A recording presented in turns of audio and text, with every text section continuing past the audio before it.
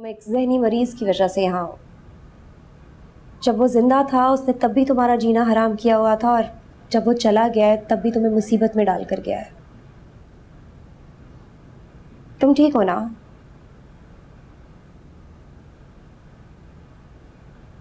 अब पहली मुश्किल ये है कि ऐसे केसेस में जमानत तकरीबन नामुमकिन है, लेकिन चूंकि तुम्हारा केस इस्लामाबाद में लड़ा जाएगा इसलिए पुलिस तुम्हें पहली शिफ्ट वहां करेगी।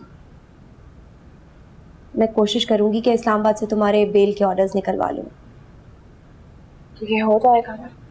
तुम फिक्र मत करो, मैं पूरी कोशिश करूंगी। मैंने केस की सारी डिटेल्स निकलवा ली हैं। दानियाल की फैमिली ने इस केस को लड़ने के लिए बैरिस्टर मलिक असलम को हायर किया है। अगर तुम इजाज़त दो तो मैं तुम्हारा केस तुम्हारे लिए लड़ना चाहती हूँ। तो मेरे लिए इतना कुछ कर रही हो, हालांकि हम दोनों एक दूसरे को ठीक से जानते भी नहीं। लेकिन राब्ता तो तुमने मुझसे किया ना, इसका मतलब तुम्हें मुझ पर भरोसा है। और वैसे भी पिछली बार दानियाल के जुर्म पर चुप रहकर मैंने बहुत बड़ी गलती कर दी थी, जिसकी सजा तुम भुगत रही हो। अब उस गलती का कफारा अदा करने का वक्त आ गया है।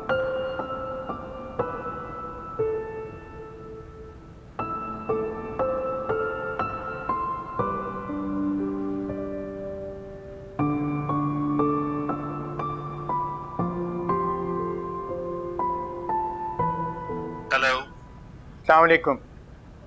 मैं खुर्शीद बोल रहा हूँ। क्यों फोन किया आपने? मुझे दानियाल के इंतकाल का बहुत अफसोस है। ओह, तो आपको दुख हुआ है? मैं आपको बता नहीं सकता कि मुझे कितना दुख हुआ है। तो फिर आप हमारे दुख को कम करने में मदद करेंगे?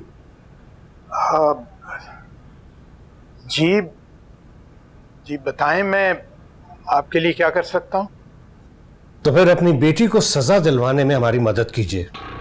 देखिए, मैं आपके जज्बात को समझ सकता हूँ, लेकिन दानियाल का इंतकाल एक वो हादसा था, और हादसा तो कभी भी कहीं भी हो सकता है किसी के साथ। खुर्शीद साहब, ये एक प्लान मर्डर है, ये हादसा नहीं है। और मैं अच्छी तरह जानता हूं कि आपने अपनी बेटी को बचाने के लिए मुझे फोन किया है। कान खोलकर सुन लीजिए, मैं उसे मौत की सजा दिलाकर ही रहूंगा, और मैं पाकिस्तान आ चुका हूं। अब आपसे कोर्ट में ही मुलाकात होगी। अल्लाह हाफिज।